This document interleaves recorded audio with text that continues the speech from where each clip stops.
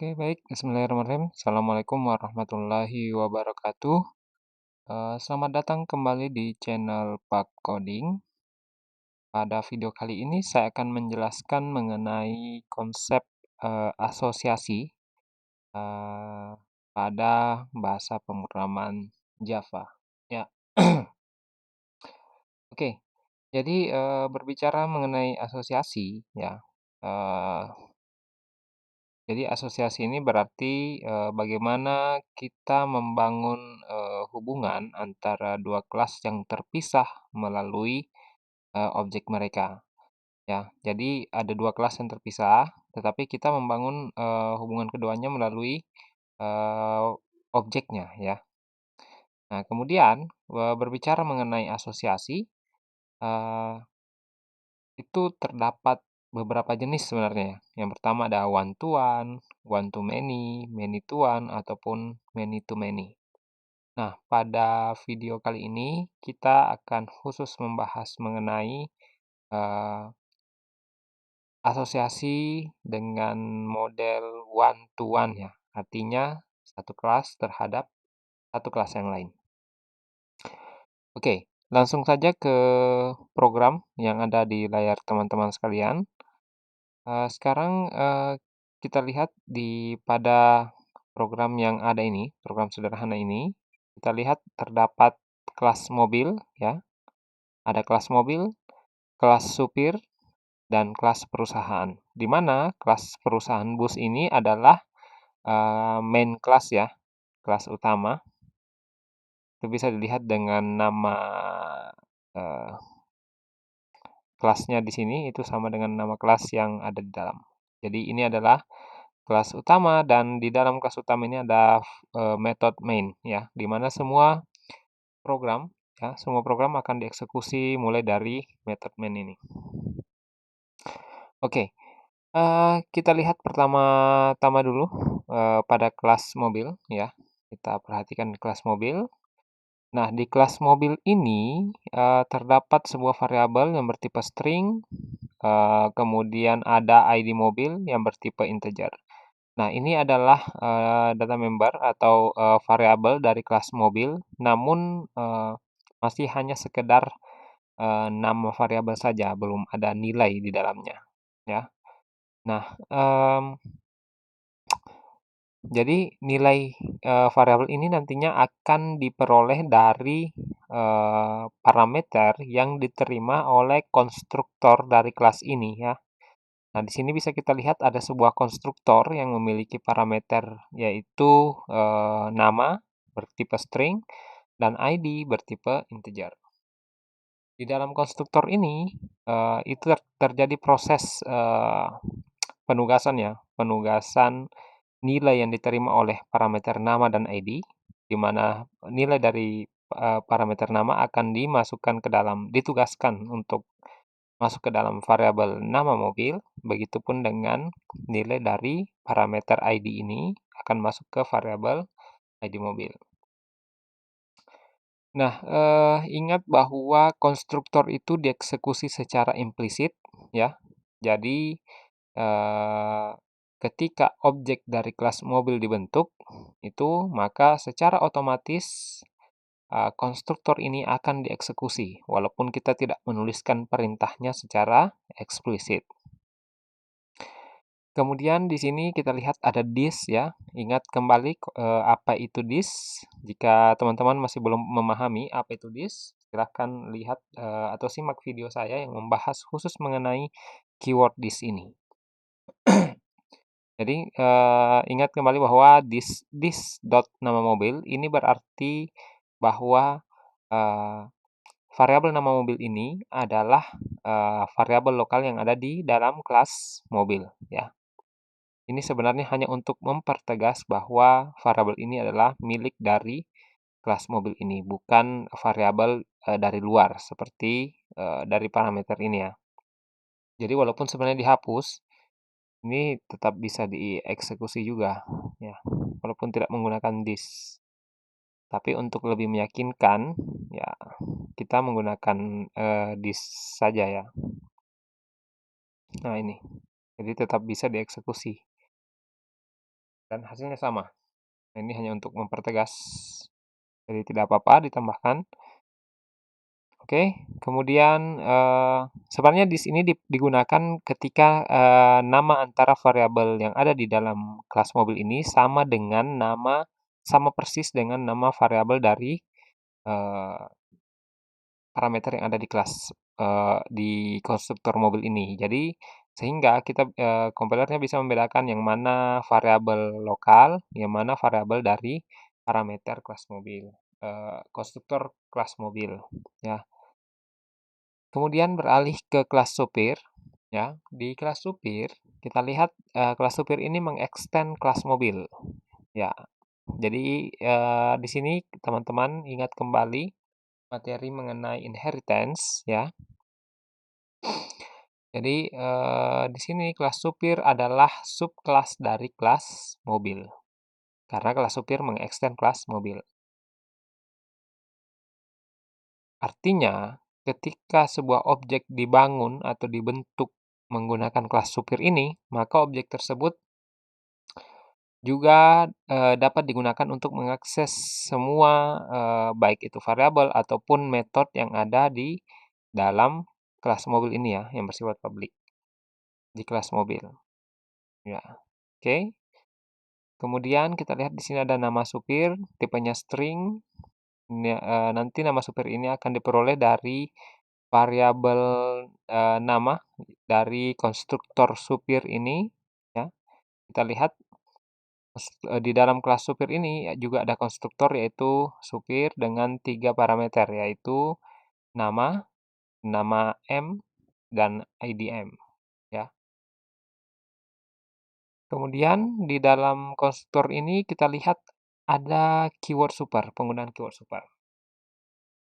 Nah, di sini ini maksudnya adalah super ini akan memanggil konstruktor dari kelas mobil dengan mengirimkan nilai yang diperoleh dari variabel nama ini, ya. Jadi variabel nama ini digunakan sebagai parameter juga di keyword super ini ya, pemanggilan konstruktor dari superclass dari kelas supir ini. Jadi yang digunakan adalah nama M dan IDM. Sehingga ketika super ini digunakan, dieksekusi, maka konstruktor dari superclass dari kelas supir, dalam hal ini adalah kelas mobil, akan dieksekusi dengan menerima nilai dari sini, ya, dari nama M dan IDM. Jadi nilai dari nama M akan masuk ke variabel nama di sini, kemudian nilai dari IDM akan masuk ke variabel ID. Untuk kemudian selanjutnya diproses di bagian ini. Seperti yang saya sudah jelaskan tadi. Kemudian setelah ini dieksekusi, kita lihat di sini nilai yang diperoleh dari parameter nama itu dimasukkan ke dalam variabel nama supir. Lagi-lagi di sini digunakan this ya, hanya untuk mempertegas sebenarnya. Jadi walaupun dihapus itu tidak jadi masalah. Namun ya tidak apa-apa digunakan. Sebenarnya penggunaan this ini itu seperti ini. Jika misalnya saya mengubah variabel ini menjadi sama persis dengan nama variabel lokal tersebut, nah ini akan kebingungan nantinya. Yang mana yang dimaksud? Karena ini adalah dua variabel yang berbeda, ya. Ini akan terjadi kebingungan jika seperti ini. Oke, makanya di sini kita memerlukan keyword this. Nah, ya. Jadi karena kalau beda sebenarnya tidak jadi masalah kalau tidak menggunakan ini. Jadi ini sebenarnya akan sangat berguna ketika kedua variabel ini yang berbeda ini sebenarnya memiliki nama yang sama. Oke, sekarang kita beralih ke kelas perusahaan bus. Di kelas perusahaan bus ada metode main. Nah, di sini kita lihat di baris ke-22 itu kita membentuk sebuah objek bernama OBJ dari kelas supir, ya. Artinya OBJ1 ini akan memiliki, ya apa ya bahasa saya, akan memiliki fasilitas yang sama dengan kelas supir. Ya, anggaplah ya seperti yang saya selalu jelaskan bahwa kelas itu adalah blueprint ya, blueprint.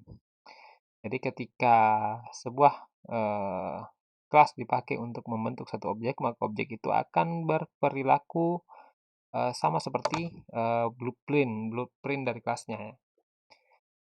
Kemudian kita lihat di sini ada keyword new supir ya. New ini berarti kita sudah meminta untuk mengalokasikan tempat untuk objek ini untuk menampung baik itu variabel dengan datanya, metode dan seterusnya.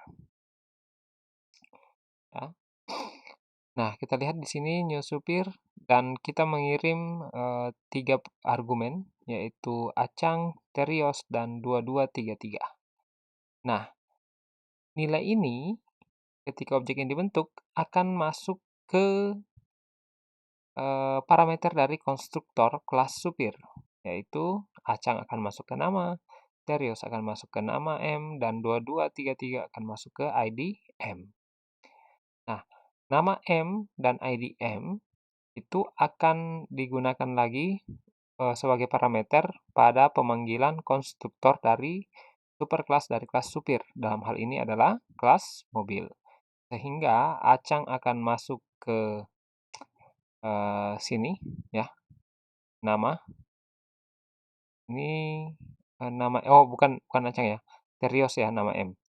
Nama M akan masuk ke sini, lalu ke sini dan ke sini.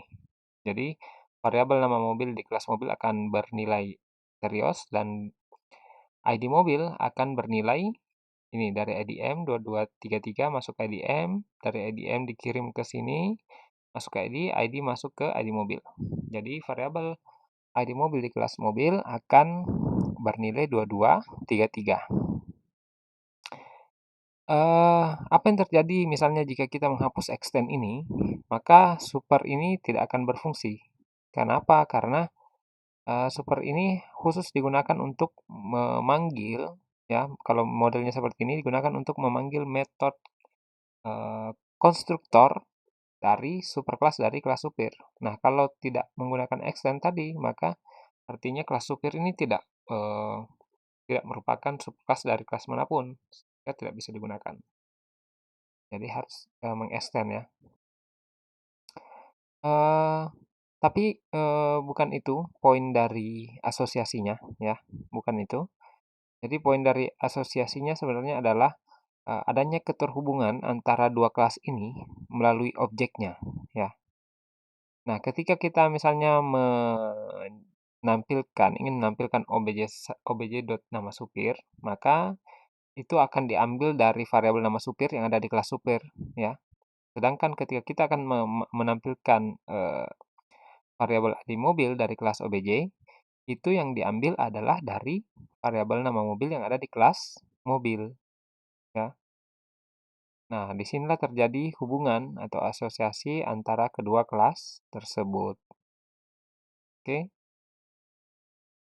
Jadi teman-teman, itu yang bisa saya jelaskan ya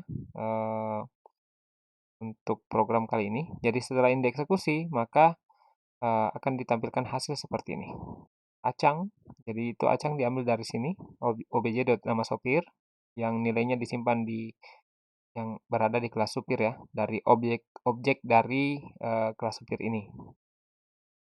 Sedangkan obj ID mobil itu adalah tersimpan di sebenarnya bukan tersimpan di kelas mobil, tetap di obj1, hanya saja karena obj1 dibentuk dari kelas supir dan kelas supir ini mengekstend kelas mobil, maka obj1 juga dapat memiliki variabel yang ada di kelas mobil ya.